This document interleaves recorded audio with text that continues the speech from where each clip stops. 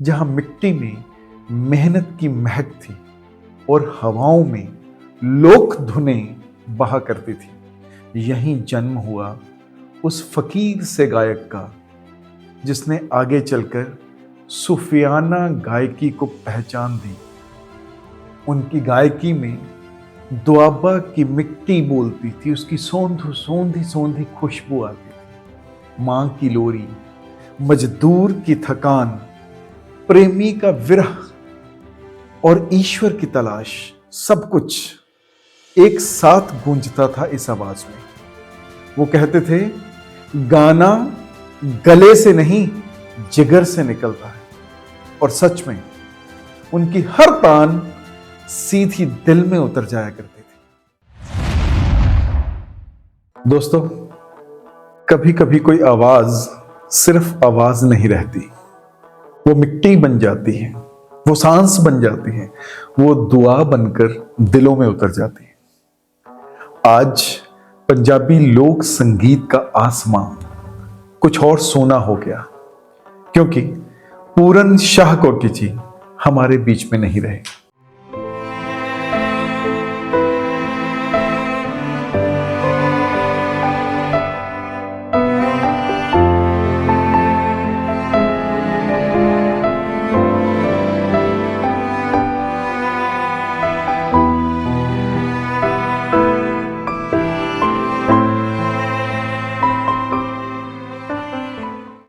1952 जालंधर जिले का छोटा सा कस्बा शाहकोट, जहां मिट्टी में मेहनत की महक थी और हवाओं में लोक धुनें बहा करती थी। यहीं जन्म हुआ उस फकीर से गायक का जिसने आगे चलकर सूफियाना गायकी को पहचान दी, पूरन शाहकोटी।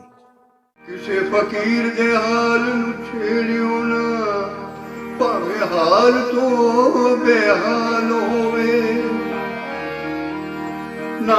छेड़िए फकीर दी गोदड़ी नूं, शायद गोदड़ी दे विच ताल होवे। उनकी गायकी में दुआबा की मिट्टी बोलती थी, उसकी सौंधी सौंधी सौंधी खुशबू आती थी। मां की लोरी, मजदूर की थकान, प्रेमी का विरह और ईश्वर की तलाश, सब कुछ एक साथ गूंजता था इस आवाज में। वो कहते थे, गाना गले से नहीं जिगर से निकलता है। और सच में उनकी हर तान सीधी दिल में उतर जाया करती थी। वो बड़े बड़े मंचों से ज्यादा दरगाहों पे, मेलों में और खुले आसमान के नीचे गाते थे, अपने प्रभु को रिझाने के लिए, अपने साईं को रिझाने के लिए। क्योंकि उनका संगीत शोर के लिए नहीं था, उनका संगीत सुकून के लिए था।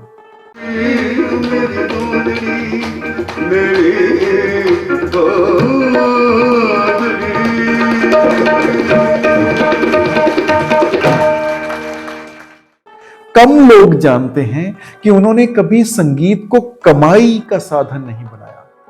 अक्सर बिना पारिश्रमिक लिए है, वो सिर्फ रूह की तसल्ली के लिए गा दिया करते थे। काले पटना चढ़े सफेदी,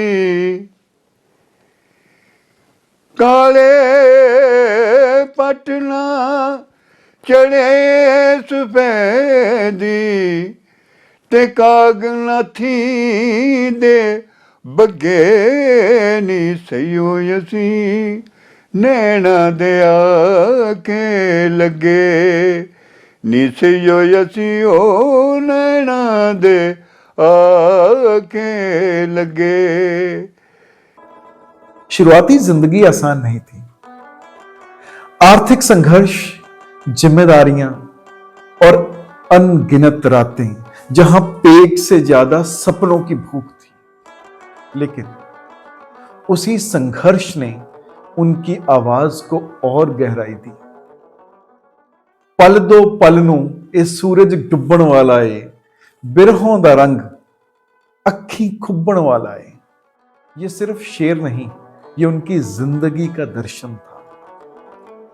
सालों की साधना को सम्मान भी मिला। 2008 में शिरोमणि सूफी गायक के नाम से उस पदवी से नवाजा गया।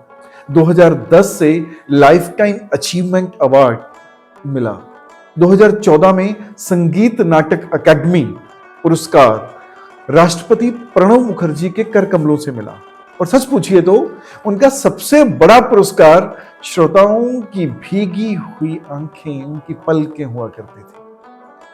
अगर मैं शिष्यों की, उनके शागिर्दों की और उनकी विरासत की बात करूं तो उनकी विरासत सिर्फ रिकॉर्ड्स में ही नहीं, उनकी शागिर्दों की सांसों में है। हंसराज हंस, सरदूल सिकंदर, जसबीर जस्सी, साबर शाह कोठी और उनके अपने बेटे मास्टर सलीम, ये उनके शागिर्द रहे हैं और एक अमीर शागिर्दी उनके पास रही है। वो हमेशा कहते थे, पहले इंसान बनो फिर गायक। 72 साल की उम्र में वो खामोशी ओढ़कर किसी और जहां पे चले गए।